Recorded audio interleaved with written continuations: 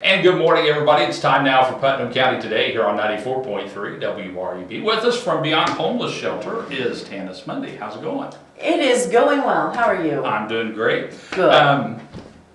Talking about homeless people. First off, I want people to understand the shelter and what you guys do down there.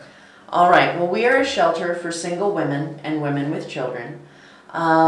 We provide obviously a place to stay, place to shower, meals. We provide all that. One of the things that is most important to what we do there is each resident creates an independent living plan. Okay. They set goals and they work towards those. And those can vary. It really depends on the resident. Some residents come in with job or have obtained employment. So we talk about, seeking education for budgeting and, right. Saving, etc. So each resident creates an independent living plan and they start working on that. When they come in, when all of our residents come in, they're given an initial 30-day stay. Okay. At the shelter. And then they can request an extension. What we look at is how hard have they been working towards their independent living plan. What steps are they taking? Right. One of the things that I've said before we started helping residents is we wanted to be a springboard, not just a feather bed right. to catch right. people. And so that is one of those, I guess, motivation tools to keep folks focused on what they need to do. It can be overwhelming. Right. A lot of times when people are coming in homeless, they are in crisis situation. How do I do this and this and this and this?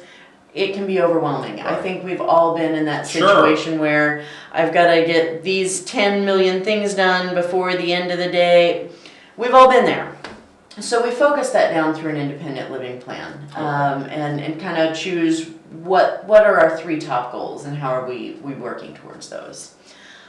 So that's a very important part. Now, if folks are out there in need, if they are in danger of becoming homeless, we want them to reach out beforehand. Right. Calling the shelter at 7 p.m.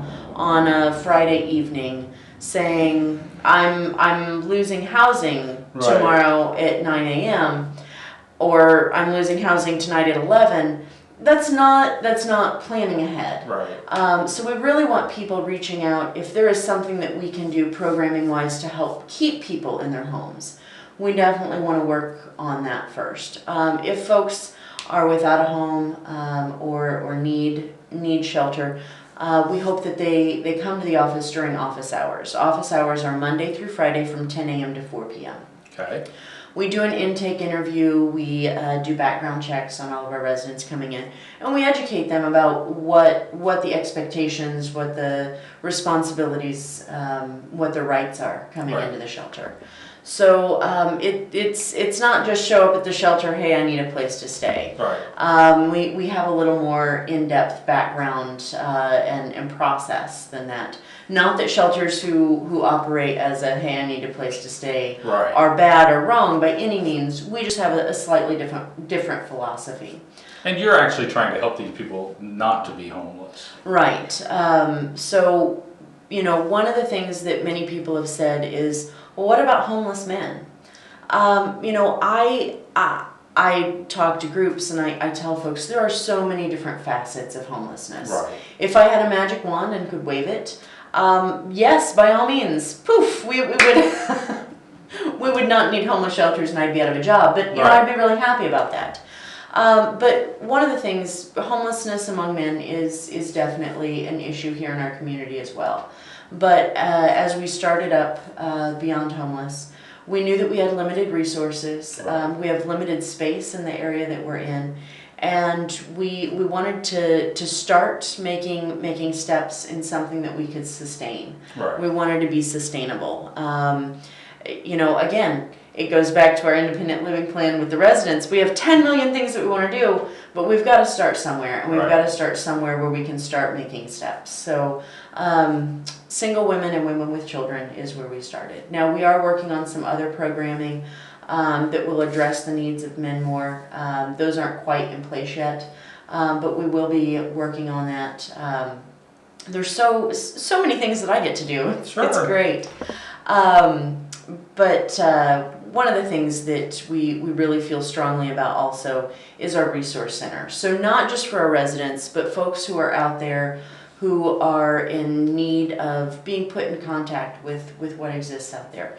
We are not the answer in and of ourselves. Right. There are so many great resources out there in our community that are designed and put into place to help folks in need. A lot of it is just people don't know. Right. People just don't know. I've learned so much, and I still don't know everything. I'm not claiming that at all. But we really work to put people in contact with different resources and organizations that can fit their particular needs. Now, one thing we want to talk about is supplies at the shelter. You know, it's kind of an ongoing battle. We hear this from a lot of different nonprofit agencies. You know, budgets are being cut, and you know, people out on the street, residents here in the town of Greencastle, Putnam County, they can actually help you guys out with supplies, right? That's right. You know, a lot of times people say, well, how can I help?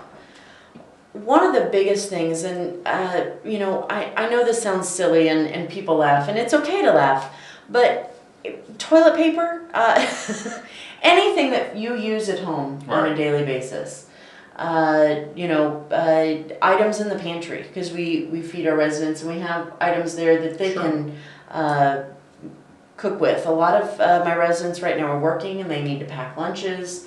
So, you know, Tupperware containers, or not necessarily Tupperware brand, but Gladware, any brand. Yeah. We're not choosy.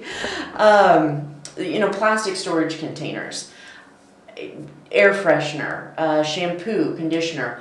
Full size, the little travel size are great, don't get me wrong. But a lot of times when folks are coming into the shelter, I think it says more about, hey, start working on a plan, start changing things. If you give them a bottle that says you can stay for, you know, a while, as opposed to you have 2 days. Exactly. So, you know, we appreciate both, but if, you know, you're buying a jug of laundry detergent and you want to pick up an extra and donate it to the shelter. Anything that you use around your house on a daily basis would be items that we would be using, because we have people. We're at home. Right. And where can people drop off stuff? We are located at 309 East Franklin Street. That is 1 block north of City Hall. If folks don't know where City Hall is, Frogurt, Myers Market. Right. We're just north of that, 1 block. And our entrance is on the west side. Anyone who had ever visited the Greencastle Housing Authority or the Away Home Shelter, Greencastle Housing Authority is still there with the same entrance, but the Away Home Shelter, we have a very different entrance. So you come down the west side of the building, there's signs, there's a sidewalk, and come there, come on in, drop things off. You can call before you come if you'd like. Our phone number is 765-301-9263. Shoot us an email at beyondhomelessincorporated@gmail.com, or visit us on the website www.beyondhomeless.org. Okay. Org.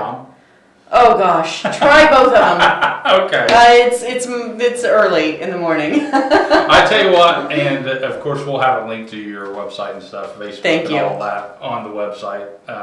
But anyway, thanks so much for coming in. Hopefully we can get some supplies in for you. Oh, I appreciate you letting me come in and talk. It really is such a wonderful, wonderful blessing to share what we're doing and to see the support from the community. So thank you. All right. Don't forget, if you're a nonprofit group or community organization and you'd like some free airtime here on WREB, you too can be a part of Putnam County Today. All you need to do is give us a call at 653-9717.